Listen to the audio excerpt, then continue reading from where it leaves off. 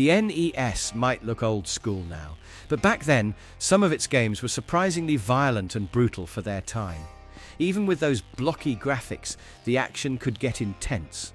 Characters fighting, monsters attacking, and a lot of on-screen chaos. It wasn't realistic like modern games, but for players in the 80s, it felt wild and edgy. In this video, we are going to talk about 16 must-play, ultra-violent, and insanely brutal NES games. The ones that pushed limits and made gamers go, "Whoa, did that really just happen?"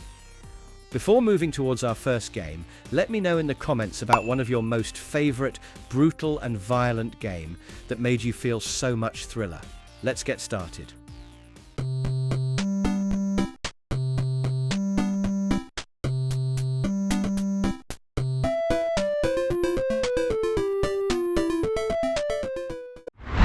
Monster Party. Okay, Monster Party is pure weirdness, and I mean that in the best way possible. From the moment you start, you're thrown into this trippy, slightly creepy world filled with giant monsters, mutant vegetables, and some of the most bizarre enemy designs you'll ever see on NES. It's basically a side-scroller, but the charm comes from how goofy and over-the-top everything is. Smashing enemies with your wand while avoiding these ridiculous obstacles, and the boss fights are honestly fun chaos. The soundtrack is super catchy, this funky, almost carnival-like music that makes the whole creepiness hilarious instead of scary. What really sticks with me is the game's personality. It doesn't try to be serious, and that's why it's memorable. Monster Party feels like the kind of game a bunch of friends would laugh at while trying to figure out what the heck is happening on screen. Totally underrated, and honestly, it deserves more love for its sheer quirky creativity.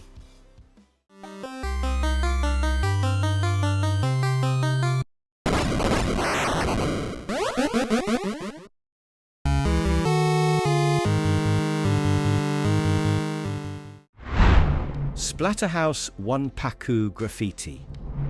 Alright, if you've never tried Splatterhouse One-Paku Graffiti, you're in for a wild ride. This one is like the cutesy weird cousin of the main Splatterhouse series, which is super gory in NES terms, but with this funny cartoonish twist. I remember laughing at the little enemies while still feeling that thrill of smashing through them with your character. The game's humour is all over the place, and the exaggerated blood splashes somehow make it both violent and hilarious. Controls are tight for a retro platformer, and each level throws some crazy obstacles at you, keeping you on your toes. The bosses are very ridiculous in the best way, kind of like a nightmare mixed with Saturday morning cartoons. What I loved is how it doesn't take itself seriously, but still delivers that action-packed, frantic gameplay. It's one of those games where you can just pick it up, enjoy the madness, and feel like you're in on a secret NES gem.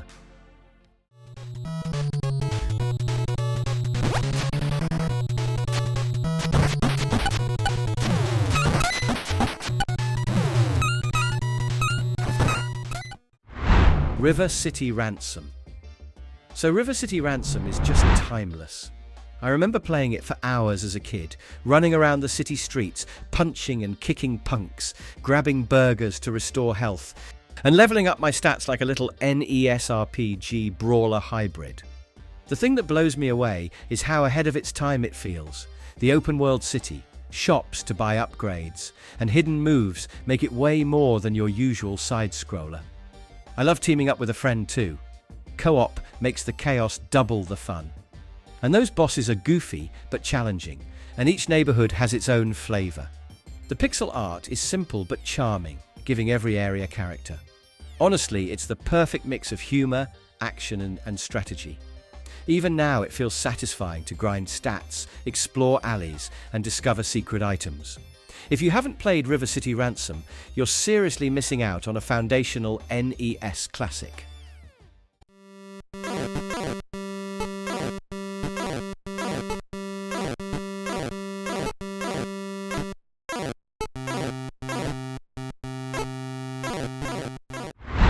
Chiller. Chiller is wild.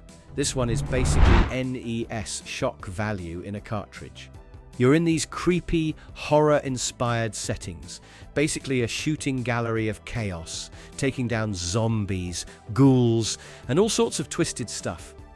It's not your standard run-and-gun game. The controls feel like you're aiming carefully at targets, which makes it tense but kind of addictive. I remember thinking how edgy it was at the time.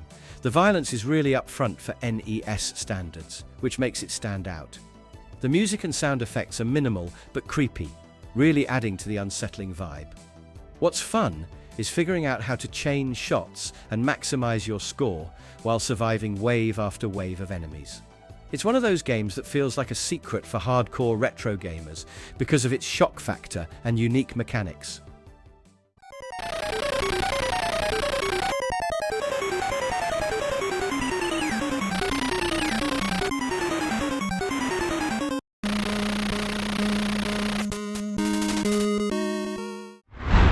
Bionic Commando. Bionic Commando is still one of my all-time favorite NES challenges. The moment you start, you're hooked on swinging through levels with that grappling arm. It's such a clever twist on the usual platforming formula. The game doesn't even let you jump, which seems crazy at first, but swinging and climbing becomes second nature, and it's insanely satisfying when you nail a tricky section. I love the mix of exploration and action. There's sneaking, shooting, and figuring out how to traverse these levels efficiently. The bosses? Tough but fair, rewarding strategy over button mashing. The music's epic, and the pixel art gives each stage a gritty military feel. Honestly, it's a game that challenges you mentally and mechanically, and every victory feels earned. Even after all these years, the Bionic Commando NES experience feels fresh because of its unique gameplay mechanics and clever design. It's just pure retro satisfaction.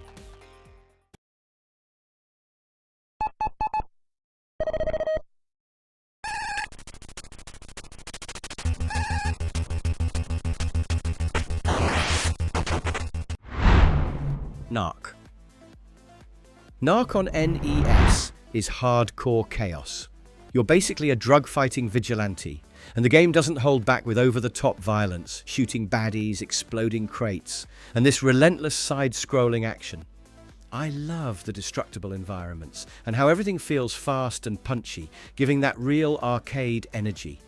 The visuals are gritty and colourful, and the character sprites feel massive for NES, which makes the violence feel impactful. What really hooks me is the balance between offense and survival. You've got to keep moving, dodge bullets, and plan your shots. And the soundtrack? It's this hard-hitting, funky beat that totally pumps you up while you're mowing through waves of enemies.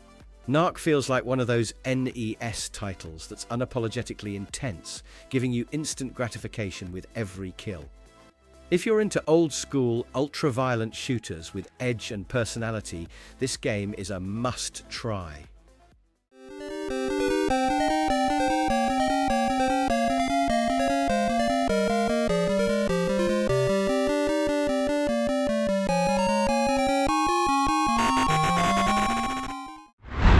Sweet Home. Sweet Home is insane, especially when you realize it's basically the blueprint for Resident Evil. It's a survival horror RPG on NES. And guys, it's way scarier than most NES games. You control a team exploring a haunted mansion, solving puzzles, and dealing with traps, ghosts, and monsters. The game really makes you think. Every decision matters, because death is permanent for your characters, and the inventory management adds a ton of tension. I remember feeling genuinely creeped out by the atmosphere and the little stories behind each character. It's emotional as well as scary. The pixel graphics do a fantastic job creating a spooky, haunted vibe, and the music is eerie, sticking with you long after you turn it off.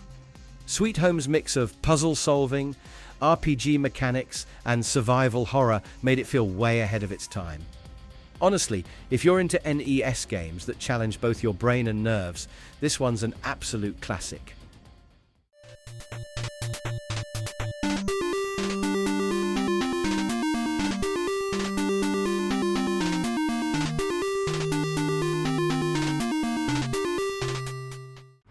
Shadowgate. is that NES games that just makes you feel like a real adventurer. You start in this dark, creepy castle with a torch in hand, and honestly, it hits that perfect mix of puzzle and exploration. It's a point-and-click style adventure where you type commands or choose actions to move, pick up items or solve traps. I loved how every room felt dangerous. You can literally die from the tiniest mistake, like stepping on a trap or triggering a hidden mechanism. The puzzles are clever, forcing you to think about what items to use and where. The atmosphere is spooky, with minimal but eerie music that keeps tension high. I remember spending hours backtracking and figuring out solutions, feeling this weird mix of fear and satisfaction when I finally beat a tough puzzle. Shadowgate is about brains, patience, and that sense of creeping dread that makes NES gaming unforgettable.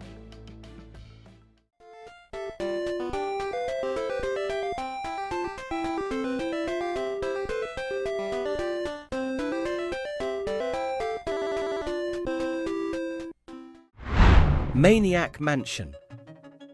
Maniac Mansion is pure fun. It's one of the first NES games that really nailed the choose-your-own-adventure feel. You pick from a team of quirky teens, each with their own abilities, and try to rescue a friend from a creepy mansion. The gameplay is this mix of point-and-click exploration, puzzle solving, and experimentation. You can combine items, interact with weird objects, and the solutions aren't always obvious. I loved the humor too. It's dark but funny, with all these ridiculous situations like talking appliances and strange monsters. The mansion is huge, and dying is pretty common, which makes every success feel like an achievement. The replayability is insane, because different character combinations change how you tackle puzzles. The pixel art and music are simple, but the vibe is unforgettable.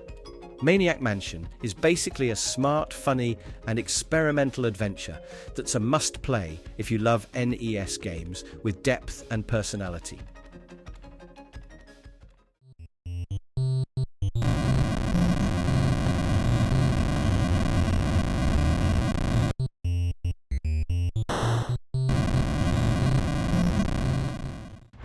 Rampage.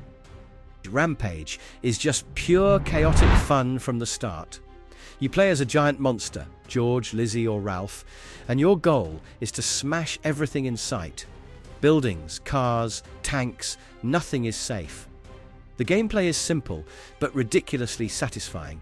Punch, climb and destroy while avoiding the military trying to take you down.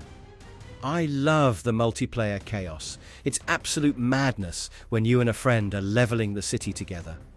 The controls are straightforward, and there's something oddly therapeutic about smashing structures and eating civilians. Classic 80s NES insanity. Each level adds more enemies and buildings, keeping the action frantic. The graphics are colourful and charmingly cartoony, giving it a fun vibe instead of being purely violent. Rampage is one of those games you can just pick up for quick, unrestrained fun, or spend hours on trying to clear all levels. Honestly, it's a timeless NES pick for anyone who wants pure monster mayhem.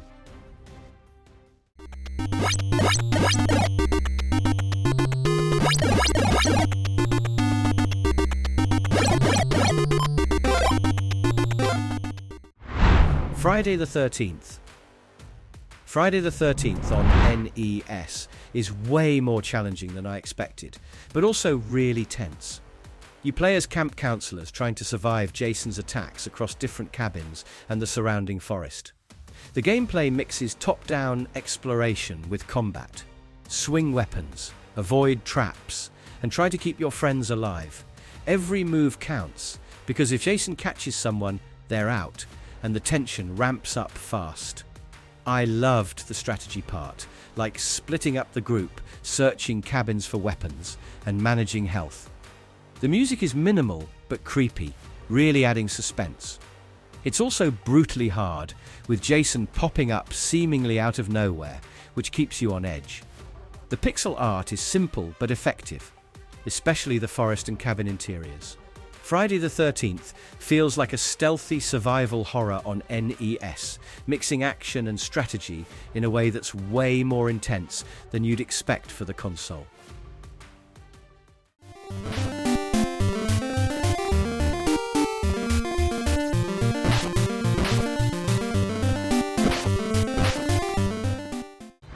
A Nightmare on Elm Street. A Nightmare on Elm Street on NES is surprisingly deep for a horror game. You control several teens trying to survive Freddy Krueger's attacks, jumping between the real world and dream world. The gameplay mixes side-scrolling action with strategic planning. You fight enemies, avoid Freddy's traps, and collect keys to unlock progress. Each character has unique abilities, which makes choosing your team important. I love how the game balances combat and exploration. You're constantly figuring out the best routes while managing health and items. The bosses are creepy, especially Freddy himself, who's always lurking, making you tense every moment. The pixel graphics capture the nightmare vibe, and the music is unnervingly good for NES. It's one of those rare games that actually makes you feel like the horror movies, with strategic survival elements that make every level tense and exciting. Definitely a hidden gem for horror fans.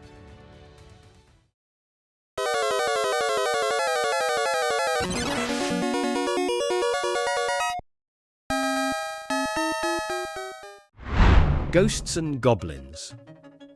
Ghosts and Goblins is classic NES brutality. You play as Sir Arthur, this brave knight, trying to rescue Princess Prin Prin from demons.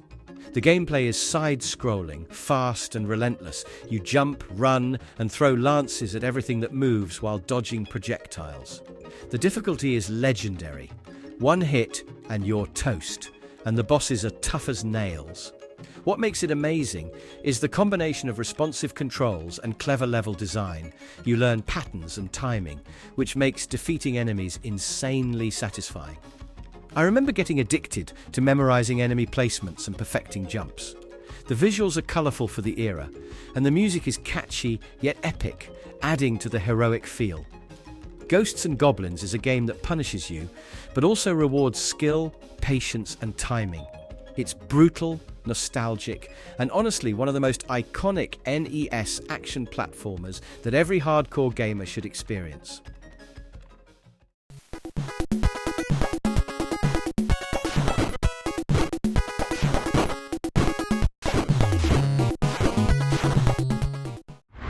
The Adventures of Bayou Billy. In this one, you control Billy, trying to rescue his girlfriend from the bad guys, and the gameplay is this insane mix of beat-em-up action, driving sequences and shooting stages. One moment you're punching thugs, the next you're speeding through the bayou, dodging obstacles and enemies. I loved the variety. It keeps the game feeling fresh, even though it's tough as hell. The controls take some getting used to, especially in the driving sections, but it's satisfying when you master them. The bosses are huge and over the top, really testing your timing and reflexes. The graphics are vibrant, and the soundtrack fits the swampy action perfectly. Bayou Billy's combination of genres makes it feel like multiple NES games in one cartridge, and honestly, it's underrated because of how ambitious and chaotic it is. A true test of patience, skill, and retro fun.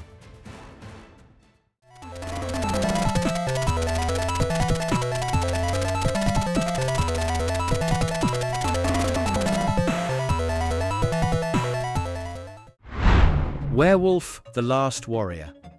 Moving to our last game, which is Werewolf, The Last Warrior is one of those NES games that sticks in your memory.